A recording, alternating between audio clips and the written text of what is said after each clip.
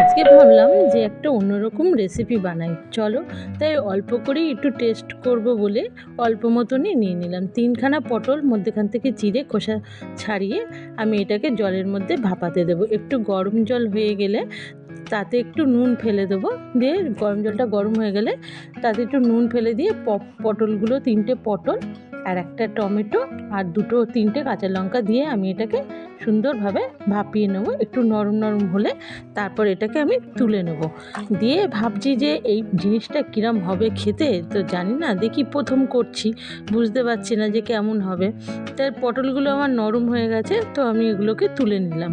দিয়ে দেখতে থাকো যে এটা কীভাবে কী করি। কিন্তু খুব সুন্দর খেতে হয়েছিল, দারুণ খেতে হয়েছিল আর খুব সুন্দর টেস্ট হয়েছিল। তোমরাও বাড়িতে এইভাবে করবে। পটলগুলো তুলে নিয়েছি, এবার মিক্সিতে আমি এটাকে পেস্ট করে নেবো। পটলগুলো দেবো আর টমেটোটা দেবো, কাঁচা লঙ্কা দেবো আর কয়েক কোয়া রসুন দিয়ে দেবো এর মধ্যে, দিয়ে এটাকে সুন্দরভাবে একটা পেস্ট বানিয়ে নেবো। মেয়ে তো পরে খেয়ে বলছে দারুণ হয়েছে মা।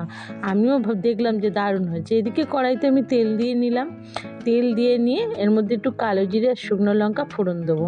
চলো, শুকনো লঙ্কা আর কালো জিরে ফোড়ন দিয়ে দিয়েছি, 3টে শুকনো লঙ্কা দিয়ে দিয়েছি, মধ্যেখান দিয়ে ফাটিয়ে একটু নাড়াচাড়া করে তারপর আমি এর মধ্যে পেঁয়াজ দেবো। 2খানা পেঁয়াজ আমি কুচিয়ে নিয়েছি, খুব পাতলা করে কুচাতে হবে, যেটাকে হাত দিয়ে আমি আরও ভেঙে ভেঙে, এমনি তো পাতলা করে কুচিয়েছি, তারপরে সেটাকে হাত দিয়ে আরও দেখতে পাচ্ছ আমি হাত দিয়ে আরও ভেঙে ভেঙে ওটাকে আমি কড়াইয়ের মধ্যে দিয়ে এটাকে ভাজবো খুব সুন্দরভাবে। এটা যখন লাল হয়ে যাবে তখন এর মধ্যে দেখতে থাকো তোমরা আমি কেমন করে করি, ঠিক এইভাবেই তোমরা করবে, খুব ভালো টেস্ট হবে। তো পেঁয়াজটা আমার দেখো লাল লাল মতন ভাজা হয়ে গেছে। দেওয়ার পর এখানে আমি মধ্যেখানে জায়গা করে নিচ্ছি যে এর মধ্যে কতগুলো চিংড়ি মাছ ছেড়ে দেবো, দিয়ে চিংড়ি মাছগুলো আমি এখানে একটু ভেজে নেবো লাল লাল মতন। তোমরা চাইলে আলাদা করে ভেজে নিতে পারো, কিন্তু আমার এটা সুবিধে মনে হলো বলে আমি এভাবে ভাজলাম। তোমরা তোমাদের সুবিধে মতন করো।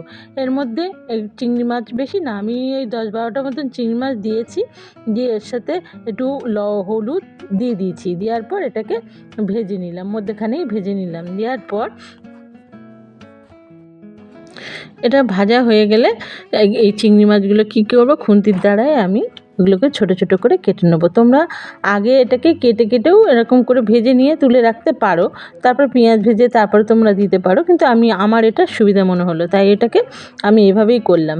দিয়ে ওর মধ্যে মিশিয়ে দিলাম। দেওয়ার পর আমি যে বাটাটা পেস্ট করেছিলাম মিক্সিতে, পটল, রসুন, তারপর কাঁচা লঙ্কা, টমেটো, ওটা আমি এর মধ্যে দিয়ে দেবো। দিয়ে জাস্ট শুধু নাড়তে নাড়তে শুকিয়ে যাবে, তেল ছেড়ে যাবে যখন, এর মধ্যে একটু নুন হলুদ দিয়ে দেবো, একটু মিষ্টি দেবো। দিয়ে এটাকে যখন শুকিয়ে যাবে তখন এটা গরম গরম ভাতের সাথে পরিবেশন করে খাবে। দারুণ, অসাধারণ হয়েছে, অসাধারণ হয়েছে, তোমাদের কি বলবো। তোমরাও এইভাবেই একবার ট্রাই করে দেখো। যদি তোমাদের ভিডিওটা ভালো লেগে থাকে তবে তো লাইক তো একটা করবেই, অবশ্যই করবে। আর দেখতে থাকো, এটাকে আরও আমি কতক্ষণ ধরে নেড়েছি, অনেকক্ষণ ধরে নাড়ার পর একটু গুঁড়ো লঙ্কা দিয়ে দিয়েছিলাম, একটু হলুদ দিয়ে দিয়েছিলাম, একটু জিরের গুঁড়ো দিয়েছিলাম, একটু লবণ দিয়েছিলাম, চিনি দিয়েছিলাম, এসব দিলাম। দিয়ে এটাকে একদম শুকনো করে দিয়েছিলাম। দেওয়ার পর মেয়েকে বললাম চল তোকে খেতে দেবো, আমার রান্না হয়ে গেছে। এটার সঙ্গে আমি একটু ডাল করেছিলাম, সেগুলো আমি রেকর্ড করিনি। ডাল করেছিলাম, মাছ করেছিলাম, সে রেকর্ড করিনি। তো আমার এটা হয়ে গেছে সুন্দর, একদম দেখো একদম পারফেক্ট রেডি হয়ে গেছে আমার। এটা পটল বাটা আর কি, কেউ খেলে বুঝতেই পারবে না যেটা পটল। মেয়ে তো বুঝতেই পারিনি। তাই হোক, মেয়েকে আমি খেতে দিয়ে দেবো এইবার। তো মেয়েকে খেতে দিয়ে নিয়েছি, মেয়ে বললো মা অসাধারণ হয়েছে, অসাধারণ হয়েছে, দারুণ হয়েছে। চলো, আজকে আমার রেসিপিটা এইখানেই। টাটা, সবাই ভালো থেকো, সুস্থ থেকো। কালকে নতুন একটা রান্না নিয়ে আসবো তোমাদের সামনে।